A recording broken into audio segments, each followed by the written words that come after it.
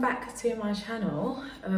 If you're new here, my name is Rebecca and I've just decided I'm going to start filming some story time. Today I'm going to film another story time, and today's story time is basically about the time that my ex-boyfriend kicked me out of his house at 2 o'clock in the morning. Was it 2 o'clock? About 2 or 3 o'clock in the morning. I was young, I was about I think 19 at the time, and like I would never ever put myself in that position ever again. Like obviously now I'm an adult, I'm a lot older and a lot wiser, but there's obviously a lot of young girls that probably are in that position now or get themselves into that position. And I used to like walk on the roads and stuff when I was young, like quite late at night, go out late and then come home like early hours in the morning.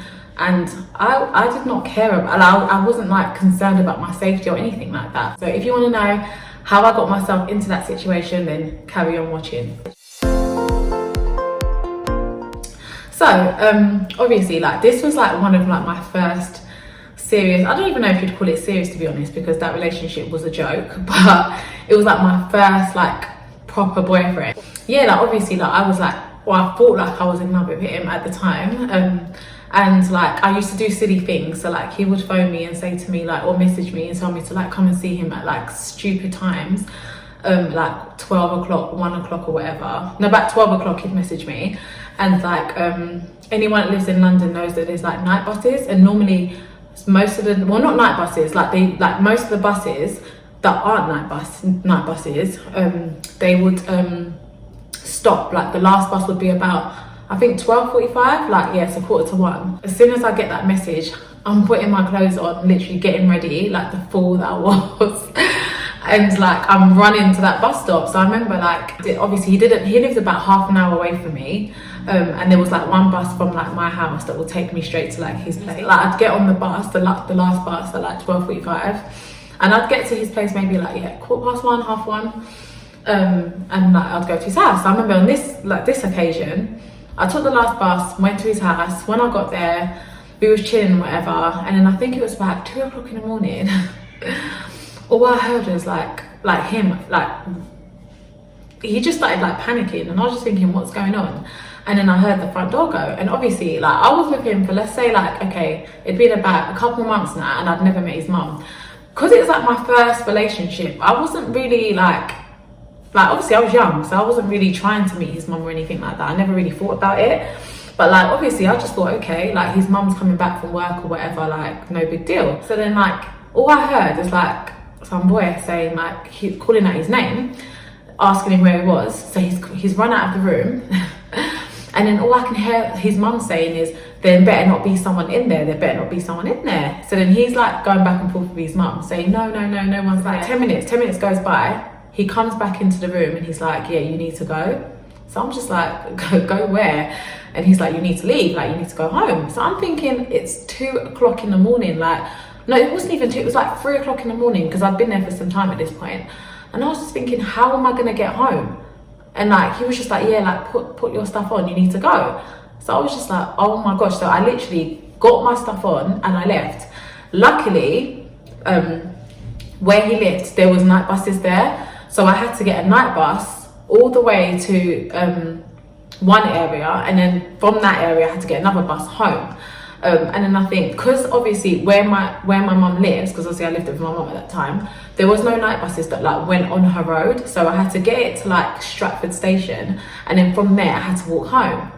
And do you know what, yeah, like, so I probably didn't get home till about maybe 4:30 in the morning. I was so angry at the time, and I wasn't even angry because like of like my safety and stuff. I was just more angry at the fact that I got kicked out of like his house, because I just thought, like, I'm your girlfriend, like why are you kicking me out?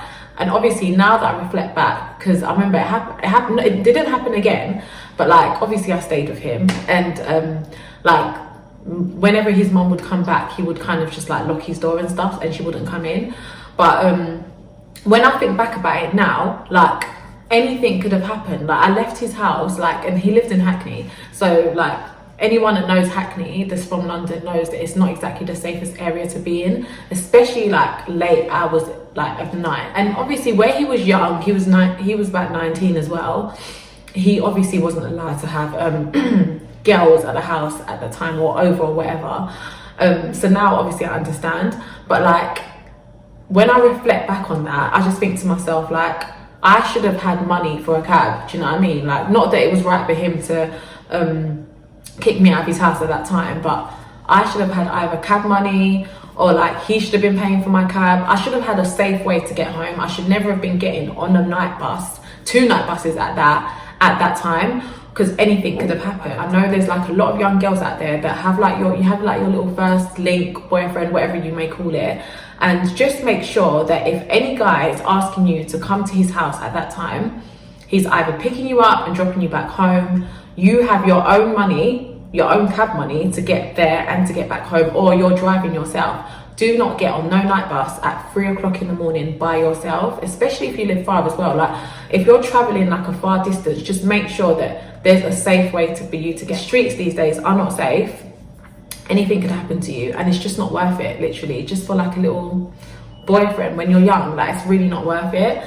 So yeah, like, that's literally the story time. Obviously me and him are still good friends till this day, and like, we joke about it now, but it's actually not funny when you think about it. It's actually quite serious. As like, obviously I'm a mum now and I've got 2 boys, and I couldn't imagine like one of my sons kicking out like one of their little girlfriends or whatever at that time. Like, obviously I would be upset if you're sneaking girls in, but I would make sure that I'm either paying for her cab home, or I say to her, okay, stay in another room till the morning and then you go home or whatever, because that is just like, it's not safe at all, and I would never want a young girl to be in that situation. I hope you guys enjoyed my story time, and if you want me to do more, let me know in the comments below. Don't forget to like, comment and subscribe, and I'll see you guys again next time. Bye.